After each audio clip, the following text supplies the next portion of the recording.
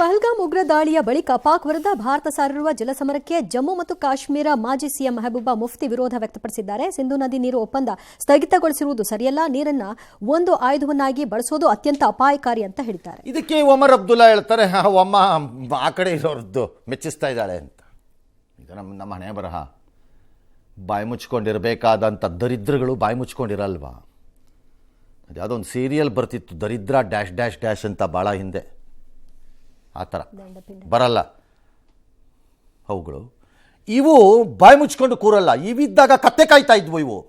ಈ ಅಮ್ಮ prime minister chief minister ಆಗಿದ್ದಾಗ ಕತ್ತೆ ಕಾಯ್ತಿದ್ಲ ಇವು. ಅಮ್ಮ ಮಣ್ಣು ತಿಂತಿದ್ಯಾ ನೀನು ಅಂತ ಯಾವನು ಕೇಳಲ್ಲ ಅವಳನ್ನು. ನಿನ್ನ ತಂಗಿನ ಎತ್ತಾಕೊಂಡು ಹೋದಾಗ ಬಿಡಿಸ್ಕೊಂಬರಕ್ಕೆ ನಾವು ಬಿಡುಗಡೆ ಮಾಡಿಕೊಟ್ವಲ್ಲ, ಅಯ್ಯೋ ಲಜ್ಜಿಗೆಟ್ಟ ಹೆಂಗಸ್ತಂದು. ಮಾನ ಮರ್ಯಾದೆ ಇದೆಯಾ ನಿನಗೂ, ನಿಮ್ಮ ಅಪ್ಪಂಗೂ ಇಬ್ಬರಿಗೂ? ಯಾರೂ ಕೇಳಲ್ಲ. ಎತ್ತಾಕೊಂಡೋಗಿದ್ದವ್ರನ್ನ ಬಿಡಿಸ್ಕೊಂಬಂದ್ವಲ್ಲ, ಅಯೋಗ್ಯರು ಕೆರಳಿಸ್ತಾರಂತ. ಏನೀಗ ಕೆರಳಿದ್ರೆ ಏನಾಗುತ್ತೆ? ಏನು ಕೆರಳು ಹೋಗಿದ್ದಕ್ಕೆ ನೋಡ್ಲಿಲ್ವಾ? ಹೇಯ್, ಇಂಥ ಬುಟ್ಟಿಲಿ ಅಲ್ಲಿ ಕಿತ್ತಿರಾವು ಭಾಳ ನೋಡ್ಬಿಟ್ಟಿದ್ದೀವಿ ಅಂತ ಹೇಳ್ಬೇಕು ಭಾರತದಲ್ಲಿ.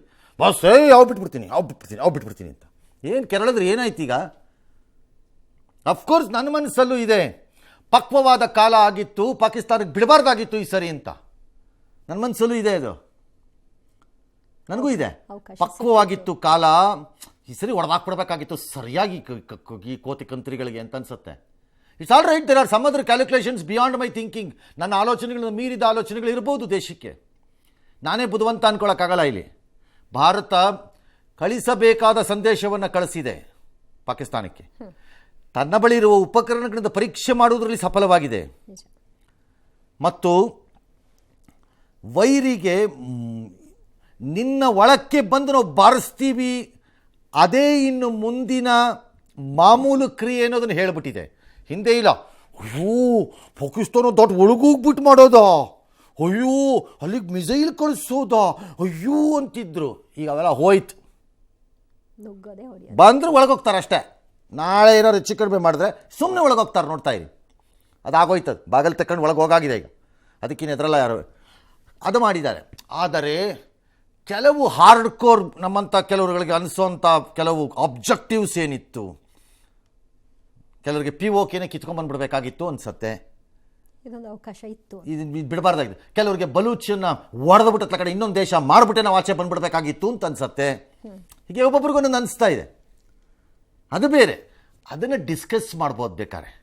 ನಾವು ಅರ್ಲಿ ಬಂದ್ಬಿಟ್ವ ಆಚೆಗೆ, ಯಾಕೆ ಬರೋಕ್ಕೆ ಹೋದ್ವಿ ನಾವು ಈ ಸಂದರ್ಭದಲ್ಲಿ ಅಂತ ಡಿಸ್ಕಸ್ ಮಾಡೋಣ, ಬೇರೆ ವಿಚಾರ.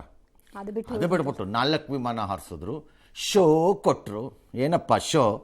ನಿನ್ನ ಟೈಪ್ ಇಷ್ಟಿಷ್ಟಾಗಲ್ಲ ಕುರ್ಚಿನಲ್ಲಿ ಕೂತ್ಕೊಬಿಟ್ಟು ಹಿಂಗೆ ಅನ್ಕೊಂಡು ಕೈಯಲ್ಲಿ ಹಾಕ್ಕೊಟ್ರು ಅದನ್ನೆಲ್ಲ ಶೋನಾ? ಐ ಬೆಟ್ ಒಂದು ಪವರ್ಫುಲ್ ಆಗಿರೋ ಒಂದು ಆಟೋಮ್ಯಾಟಿಕ್ ಒಂದು ವೆಪನನ್ನು ಫೈರ್ ಮಾಡೋಕ್ಕಾಗಲ್ಲ. ಭಾಳ ಜನ ಗೊತ್ತಿಲ್ಲ ಅದು ರಿಕಾಯಿಲ್ ಹೆಂಗಿರುತ್ತೆ ಅಂತ.